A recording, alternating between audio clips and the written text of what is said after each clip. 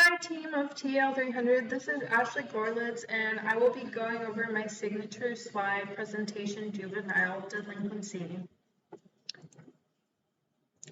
How many juvenile delinquency affects students with disabilities? In the U.S., 54,000 youths reside in the juvenile correction facilities on any day. It's estimated that a percentage of incarcerated youth with disabilities typically range from 30% to 60%, with some estimates as high as 85%. More than 16,000 incarcerated youths were served under the IDEA Act from 2012 to 2013. Sometimes kids aren't identified, or we don't have records of them when they've been identified. Excuse me. Other times they self-report that they were not a student with a disability, and in fact they were, and then facilities find out when the records are received.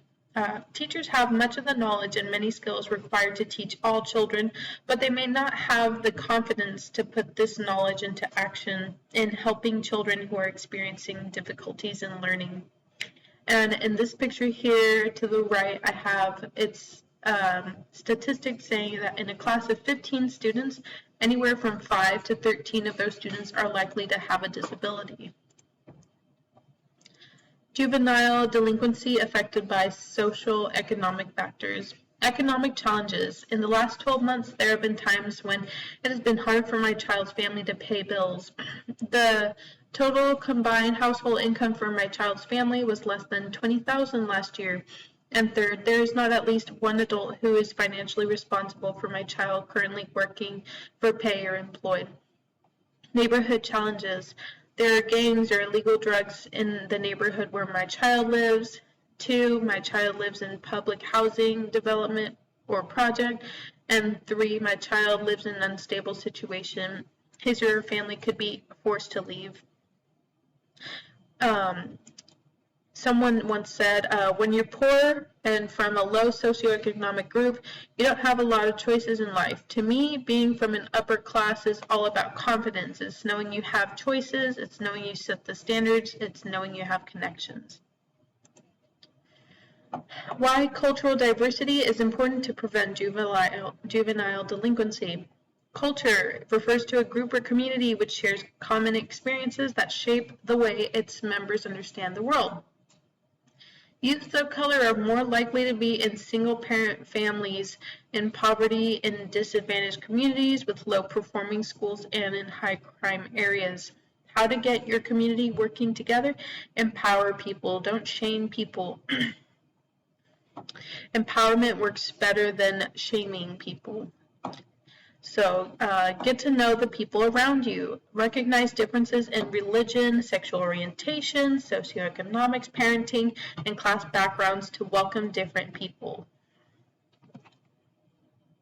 Policies that affect juvenile delinquency. Key issues. Adolescents shouldn't go in adult jail lockups because it's life-threatening. Children shouldn't have to see or hear prisoners to get psychologically abused. Policies. The JJDPA is an act with 4 policies within the act to be guarded federally in custody while keeping the community safe. Part 1 under the JJDPA. Youth may not be detained in adult jails and lockups except for limited times before or after the court hearing, 6 hours, in rural areas, 24. Part 2, children are placed in an adult jail or lockup. Sight and sound contact with adults is prohibited. Part 3, most common are skipping school, running away, breaking curfew, and possession and use of alcohol. Under the JJDPA, status offenders may not be held in secure detention or confinement. And 4 states that they're required to assess and address racial and ethnic disparities at key points in the juvenile justice system, from arrest to detention to confinement.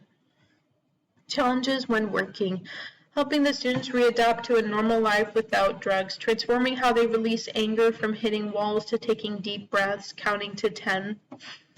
Political organizations or agencies, for example, would be the CJJ. Assistive technologies used by adolescents. Statistics AT was less available to students with learning disabilities in schools with high minority enrollment compared to schools with low minority enrollment, 47% versus a 61%.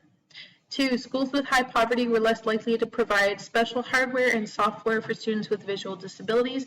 They provided hardware 52% of the time and software 42% of the time, versus schools with students from more affluent backgrounds were provided visually impaired students with both hardware 71% and software 63%. The discrimination is plainly there.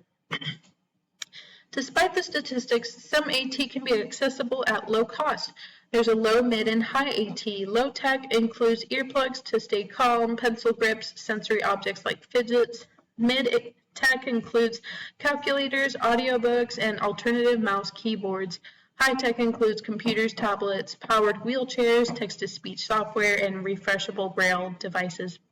Challenges to accessing AT, the stigma towards AT. People claim it to be a distraction. 2, lack of training with AT.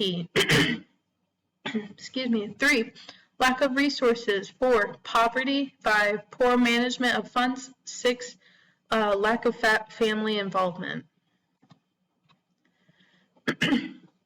Motivations and behaviors of juvenile adolescents.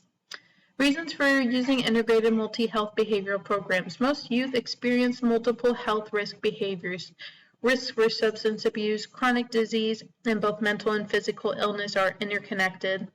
Integrated programs can be more cost-effective than single risk programs. Integrated programs allow addressing multiple health programs simultaneously. Integrated multi-health behavioral programs are likely to be more appealing and therefore attended more by youth and parents. Behavior modification therapy. The Interning Wins program in Texas, based on the work carried out by B.F. Skinner. He believed human behaviors could be changed through operant conditioning, which was carried out through positive and negative reinforcement.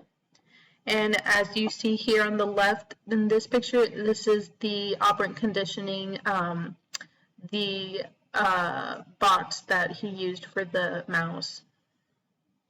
So it would dispense food when adding positive behavior, and a shock would be applied when the rat would not pull the lever. So.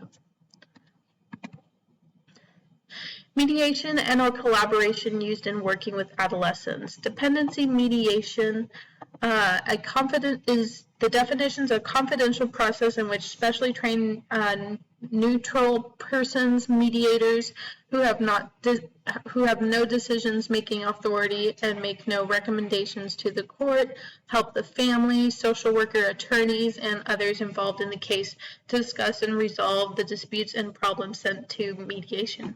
The goal is to come up with a plan that all parties, attorneys, social workers, and CASA agree is safe and best for the child and safe for all involved participants. Mediation and juvenile corrections. Resolve conflicts through a problem-solving strategy rather than punitive disciplinary strategies. Communities solved the issue through programs like Family Integrated Transition Program. There are my references, and that's the end of my slide. Thank you so much for listening. Hope you enjoyed.